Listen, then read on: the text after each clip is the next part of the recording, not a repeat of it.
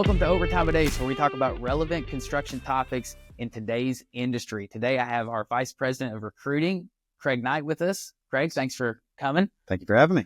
So today, our topic is overcoming talent challenges in the construction industry. Now, this is from a blog topic that we did a couple of months ago. If you want to read that blog, you can go to ace-consulting.net, go over to the toolbox and click on articles. And there's a search bar up there. You can search for it. I think it's still on the first page right now. Some great information. We're going to go through a lot of the stuff that's in the article today, but also some things that aren't talked about in the article. So if you want to reference something, you can go to that. But obviously, staffing is one of the main business units for our organization. Management staffing, project managers, quality control managers, superintendents, site safety and health officers. And a lot of companies depend on us for that. But also we help a lot of companies in other ways in regards to their own recruiting as well, just by proxy of us helping them with that. So that was the reason for the topic when we did this, was just something to get put out there so that it can help companies with that. So within the blog, we had 8 main challenges that companies face when you're talking about recruiting and retention in the construction industry specifically. Number one, just being the retention and the labor shortage itself. Sure. So, Craig, why don't you tell us a little bit about that? That's a tough one. And that's one that's universal. That's depending, regardless of what your industry is, but specific to construction, there is so much work out there right now, and it is difficult to find good people. And especially when we get into the more qualified positions that we have, there are thresholds of experience that are required by contract to get somebody on a project. Yeah. So the amount of people that automatically hit those thresholds, that immediately disqualifies a good portion of who are potential people could be that we're working with. So that's a hard one. And then that drives the talent retention portion that much harder. You find good people, you have to take care of them. Absolutely. That's how you are going to continue moving your company forward. That's how you're going to continue to do good work. That's how you're going to give a good product to the government or whoever your end customer is.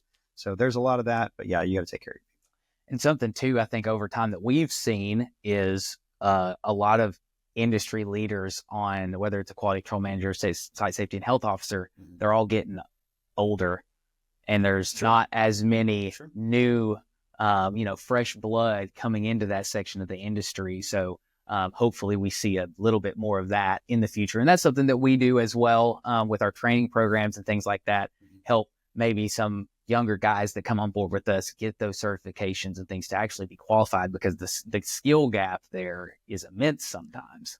And I've seen that in other industries too. Yeah. There is a changing of the guard on what is expected for experience. A lot of our people that have been in the workforce for quite some time, the climate has changed. Current day now, and especially by contract, they're requiring 4-year degrees on some of these projects. Yes. That did not used to be the standard previously. Yeah. Everybody earned their stripes on site and got their boots dirty, and that's how they progressed. It's a much different look now with having the construction management programs that are in place, and that is developing a lot of the younger talent. But you're absolutely right. Those are 2 completely different flavors. So we have to bridge that gap in between. Yeah. So second would be the perception of the industry. The construction industry has 100 different perceptions depending on which level you're working in. If you're at the management level, there's one perception. If you're working boots on the ground on a job site, there's a completely different perception. So what kind of challenges do you see in regards to that? You're absolutely right on that. And I think once you peel off some of the layers on the surface, there's always the misconception about some of the trades, a lot of the trades in particular. You look at automotive mechanics, you look at plumbers, you look at electricians. Those are, if you look at, like, say, micro dirty jobs, that is trending back up positive again, because people are recognizing that is a career that you are able to take and move forward. That is not just a job, and you can be very self-sufficient doing that. There's a high level of quality, and there's a high level of expectation that somebody can hold to themselves.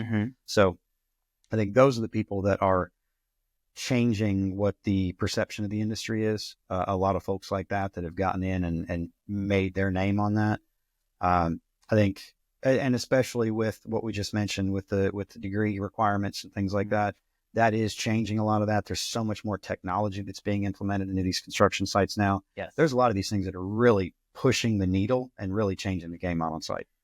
Yeah, and I think the technology aspect of it, which we'll talk about a little bit later, as well as a benefit, is something that is harder for some of those older guys to grasp. So we need those younger guys to be able to come in and help with that while also learning and, to your point, getting their stripes on site. Mm-hmm. Mm-hmm. Yeah. What about the economic fluctuations? That's one even at this day we're looking at. Yeah. I just had a meeting earlier today and we just discussed a similar topic on that. We were in an election year last year, and then now we're in a year where the government is looking at cutting funding. Yeah. So usually that's one of those years that we have to look at every 4 years. That's kind of a question mark, but we've got a much different climate. And even if you look back a couple years prior during COVID, the amount of money that was released in the federal sector. So it's ever changing. So it's really keeping your ear to the ground and knowing what's going on. Yeah. It does make it really difficult for a lot of these companies. Say in Corona times in 2020, there were so many examples of long lead items or prices changing on materials. And that is a very dynamic situation that as GC, it's very difficult to keep up with. And therefore that's a trickle down on everybody else. You really have to be paying attention to make sure that you are being successful on your projects. Yeah. And I think back in that 2020 and 2021, a lot of it was not being too heavy on how many people you had out there, Sure, while also ensuring that you had the adequate amount of people. You didn't want to lay people off, but at the same time, it was, hey, man, we may have 25 too many right now. So who are the core people there? So that goes back to the retention aspect of it too. Who are you going to retain when things like that occur?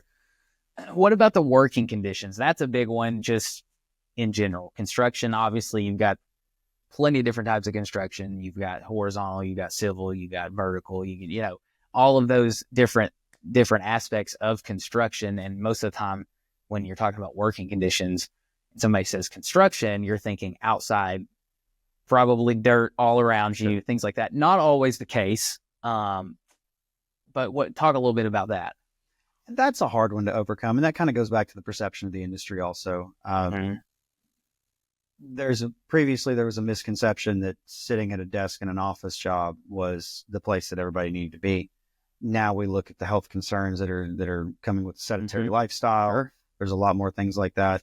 I think for the working conditions, you're right. There are some instances where somebody's going to be outside on any given day, dress accordingly. It depends on what line of work you're in. If you're putting a building up, once you put the envelope up, you reduce some of that. We're in. Yeah, it's absolutely. Once you get inside. Yeah. So there's only a fixed amount of time that you're going to be looking at some of those things. Mother Nature, she throws her ball every day. So you just got to roll with the punches on that. Next would be compensation and benefits. This one is always ever changing, obviously. And there's a lot of different ways to go about compensation. There's a lot of different benefits that people offer. Talk a little bit about some of the challenges of that specifically right now, because it seems like right now that's become a big issue. It was a big issue a couple of years ago, specifically for us when the demand for certain trades was sparse. So then the compensation shot up. So it was really hard for us on our end to keep guys. It is very difficult. And I think one thing that there are sometimes market drivers that really change the landscape. If you look at current day, that drives the point home on how important that working experience is. Yeah. Where other industries are pulling from government construction because of the structure and because of the quality of the products that they're putting together. And I've seen that in other industries also, where somebody raises the bar on compensation and on price points. Everybody either has to follow suit or start losing people. Yep. And that can be one company that changes the entire dynamic of that trade by increasing wages. But then you get into the situation like you just mentioned a moment ago in 2020 and 2021, all of a sudden you've got too many people on staff and you're paying a premium for the people that are not working.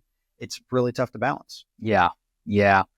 We talked about it a little bit earlier, but the training and development is another one that I think is slept on a little bit in regards to concerns and hardships in the construction industry specifically. Even trades, sure, but even on the management side of things. So talk a little bit about that. That continuing development is going to be a much bigger thing as we move forward. There are so many more things. It used to just be the construction site, and there was a dozer, and there were clipboards and hard hats and vests. There's so much more to it now that people need to expose themselves to in ideas, in industry trends. That is something that will also continue to drive some of the other points that we talked about: competitive wages, who companies are going to fight to retain. Are they going to keep somebody that has been there for a long time? Or are they going to keep somebody that's been there for a short time, but is rising through the ranks, charging really hard? That's going to be a tough one. And there's a certain onus on the individual to do that, but the companies need to be pushing this as well. And that's been a big thing that we try to push here also. Sure. We've got folks that we will work with, and if we can get them on a different project where they can earn different experience, we recommend other certifications that they can get to expand their knowledge, really just opening up doors. You are able to rise through the ranks, but you have to be intentional about it. Sure. So then lastly, as far as challenges, technology, that's the last one, but also one of the ever growing bigger ones in the construction industry itself. I mean, that construction always seems to be a little bit behind the times in regards to technology, but it seems like over the last couple of years, there's been lots of advancements. There's obviously softwares every day that are coming out saying that they can do this bigger and better. What do you see are the challenges from a standpoint of staffing in that regard? I think while those items are growing, there is going to be a small pool of people that are working with certain items. As those things get more common, and say, like, I'm referring to like 3D scanning units that you go into buildings and you can scan the entirety of the building, fractions of an inch, you know exactly where everything is. Not everybody can operate one of those units. Yes. And say with the GPS units that are on the equipment these days, not everybody's familiar with things like that. Yep. So even drones, right? Oh yeah. It's been a relevant Drones have been huge the last few years. Yeah. You know, and that's gaining still gaining a lot of speed. Yep. What we're figuring out, what we're able to do with those things, it really is allowing us to do more on sites, and it's allowing us to be more tight with our details, more accurate. There's a lot of things that they can be perceived as toys initially. Yes. But then once we really start adopting those things into the trade, it makes all the biggest difference. Yeah. Yeah. I agree 100%. So now that we've gone through a lot of, now obviously there's more challenges than what we just went through. These were the ones that we felt were good talking points and bigger ticket items in regards to challenges. So how we counteract those challenges is really what's most important. So enhancing the recruitment efforts is a huge one in regards to counteracting that. So talk a little bit about that. So we have always worked in the trade, in the niche. That has been one thing where us taking care of our people, we put our money where our mouth is on that. Yes. We take care of our people that work with ACE. Yep. There are people that have worked with us since we opened. Yep. And those are the people that, you know, we will continue to talk about, we'll continue to champion, because it's very much a two-way street. If we weren't doing anything on their behalf, they can find somebody else that will. Yes. That really does drive the point home. And I think a lot of what we do, the referral-based introductions that we get, that's a big thing, because I've already done right by an individual. And then as we continue to grow, we get more people like that. Yeah, I think the referral is one of the coolest things over my time to see, specifically at ACE, but also I think for other companies as well. I think a referral incentive program is super key when you're talking about enhancing recruitment efforts, specifically just because you hired this person for a reason. They're still working at the company for a reason. Obviously, they're an integral part. They're not going to put somebody in front of you that could potentially make them look bad, or that they don't think is what's good for the company. And I think we've seen time and time again that rings true for us specifically. And even the item that we talked about with other technology advancement a moment ago, the AI platforms and the things that are being implemented into what a normal recruiting effort looks like. Again, there's going to be more validity to those down the road, but those are some of the things that are being adopted right now. But at the end of the day, you can't replace the personal relationship. Sure, absolutely. So talk a little bit about improving training programs as well as far as counteracting these challenges. I think that's something that we have to be more mindful of moving forward. As the industry moves, as trends change, we have to be training accordingly. So that does require a little bit more interaction as we work towards those things, but putting our time and energy into that to develop everyone around us so that they're able to contribute more. That's it. Yeah. Gotcha. So I'm going to wrap up this section with two. So we talked about the challenges of compensation. So now let's talk about a little bit of how to counteract those challenges of compensation, as well as leveraging technology. Sure. At the end of the day, that's the compensation is an important thing. That's everybody's livelihood. That's why they're doing what they're doing. So developing more well-rounded programs, overall compensation packages, Sure, and not pizza parties. Everybody's tired of pizza parties. Yeah. But when we're looking at different healthcare packages, different 401k offerings, I don't think that we're going to see a resurgence of pensions, but the things that we are able to do in terms of other quality of life or quality of working environment things. And that's going to be unique for the company. We do a lot of things here at ACE that are really special, that are really different compared to other people in our industry. And I think other companies can recognize you have to be aware of what other people are doing to be exposed to some of these new good ideas. Yeah. But I've seen some really neat stuff here recently. Yeah. And I think too, it's a concerted investment on the company side. That's obviously the bottom line is important. That's why people are in the business of construction. But at the end of the day, you're going to get tenfold what you get out, what you put into it in regards to your people, specifically compensation benefits related. And compensation and benefits, I think, also gets bad rap because everybody thinks it's just salary or bonuses. There's so many other things. And I'd be remiss if I didn't ask a little bit about culture, which goes along with working conditions that we talked about earlier as well. I think the culture of a company also is a huge way to counteract a lot of those issues that we discussed earlier. Yes. And I think, especially in construction, you see companies that advertise that they're driving a culture of safety or they're driving a culture of development. That's their main tagline that they're promoting. There's more to it, obviously, than that. Yeah. But recognizing that, and safety being one in particular in construction, that's mandatory. Everybody needs to go home in the same shape they came in that day. Absolutely. And that's driving that, but championing that as a part of their culture is really important because a lot of people are just looking at the pennies. Absolutely. Well, Craig, thank you so much for the time, man. I really appreciate you coming in. Me and Craig have worked together a long time, a lot of years under our belt, specifically on the staffing side of things. Without what you do, ACE would not be where it is today. So much appreciated in regards to that. But also for anybody watching, if you have any questions about staffing or you have a need, whether it's federally, commercially, or even residentially, we'd love to, if nothing more, be able to help in ways that aren't even monetary on our end. We love talking to people. We love helping companies, specifically in our community. We love doing that, but we are more than happy to help in any possible way that we can, even if it doesn't involve us actually putting one of our staff members on site.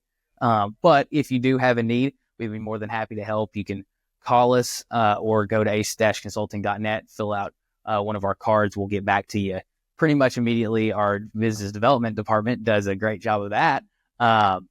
But again, just one more time, plug in our articles. If you want to read this full article, you can go to ace-consulting.net, go to the toolbox on the right side, and go to the article section. We've got all of our articles that we'll go through here. But Craig, thanks again, man. As always, thank you guys for watching, and work with experts, work with ACE. Thanks.